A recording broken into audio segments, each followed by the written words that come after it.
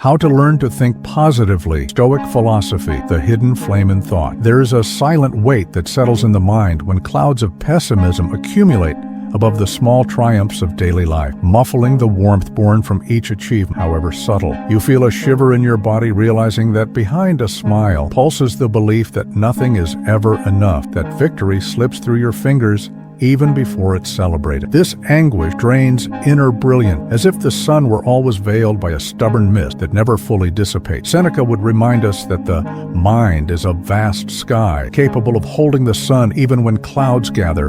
The light of positive thought remains, waiting to be noted. Each ray of optimism persists behind the dark layer, ready to warm the soil of your motivation. However, you must learn to look beyond the fog, repeating the search until your gaze accustomed to the hidden clarity. Epictetus, with his serene voice, warns us it is not things that disturb us, but the interpretations we make of them. It is in this choice of lenses that lies the power to amplify our inner resource, to transform every obstacle into a step towards resilience. By recognizing that the real battle occurs in the realm of ideas, you realize that thinking positively is not ignoring pain, but redirecting focus to what strengthens your heart. And now, feeling the breath of this question reverberate in your chest, if your thoughts are your first battlefield, have you trained to win or to yield to fear? You are invited to raise the warm flag of hope, awakening to the possibility of cultivating within yourself the flame that dissipates the clouds and reveals the sun that was always there. 1. The wound of the empty glass. There is a gentle yet constant weight in those who see the world through the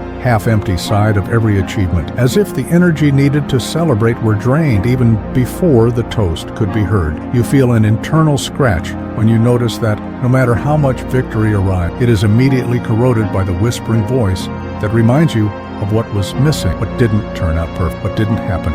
This silent pattern corrodes daily motivation, leaving the heart heavy, breathing slow, and the will to try again silenced by a painful tightness. Beneath this shell of pessimism lies a subterranean desire for perfection, a merciless longing that rejects anything that isn't whole. If it's not everything, it feels like nothing, and this belief hides like a ghost that haunts every thought, casting a dark lens over small successes and amplifying every. You find yourself repeating this internal phrase, repeating this critical voice, until you believe that life is only worthwhile when an unattainable goal is reached. And in this infinite echo of if it's not everything, the wound deepens, for the glass has come to be measured by the amount of the beauty of its fullness. However, Stoicism invites us to balance our perspective, to recognize that virtue does not demand the denial of the negative, but rather the ability to see the positive alongside the pain. Upon waking, take a moment to observe a single detail that went right the day before, a kind gesture you received, a sincere word that touched your heart, a small progress that went unnoticed in the whirlwind of demand. This act of morning self-assessment ignites a different focus, shifting attention from the abyss of emptiness to the faint light of the possible, showing that even amidst the cloud of criticism, there is always a ray of sunshine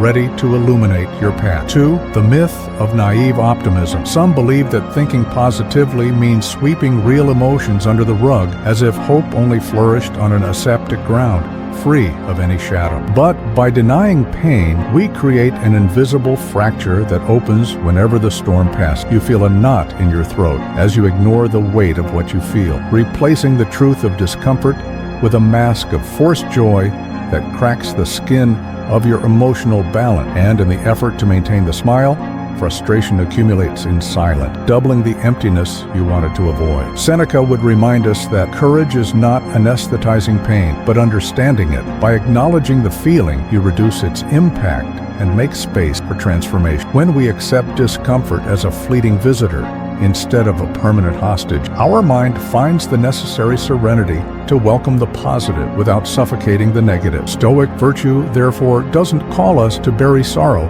but to balance our perspective, allowing light and shadow to coexist in the same frame, revealing nuances of wisdom born from contrast. The self-sabotage trigger activates when we confuse positivity with ignoring risk and then blame ourselves for unfavorable outcome. You try to compensate for insecurity with empty affirmation, and when reality shows its teeth, resentment grows. I should have foreseen the worst. In this cycle, self-blame for naivete widens the initial wound, reinforcing the belief that the error was gray. But the true path is to recognize that hope and care walk together, that a realistic perspective supports confidence and avoids pitfalls disguised as optimism. In the dead of night, the gentle exercise of the Diary of 3 Light emerges. Before sleeping, jot down 3 small coincidences that brightened your day.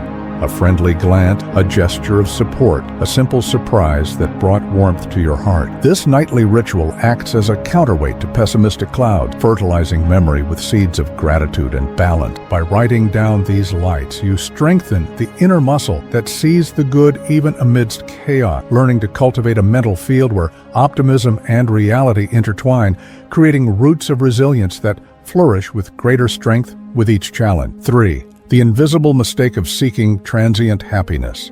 There's a fleeting relief the instant you give in to external distraction, scrolling through feeds, watching episodes, accumulating acquisitions. But soon after, an emptiness arises that seems to echo louder than any sound of momentary pleasure. You feel a pang of frustration when you realize that, however intense the immediate satisfaction, it doesn't fill the inner void, and the desire for more arises almost immediately, like a fire that insists on burning without consuming its fuel. It's like trying to put out a fire with splashes of salt water. Fire calms for a moment, but soon resumes its fury, demanding larger and more frequent doses of relief. This cycle corrodes motivation and postpones the building of real resilience. For each escape reinforces the belief that only external factors can bring comfort. You find yourself trapped in this silent mechanism, repeating unconscious gestures that drain your energy instead of cultivating it. Stoicism teaches us to focus on what is within reach, on daily attitudes that, when combined,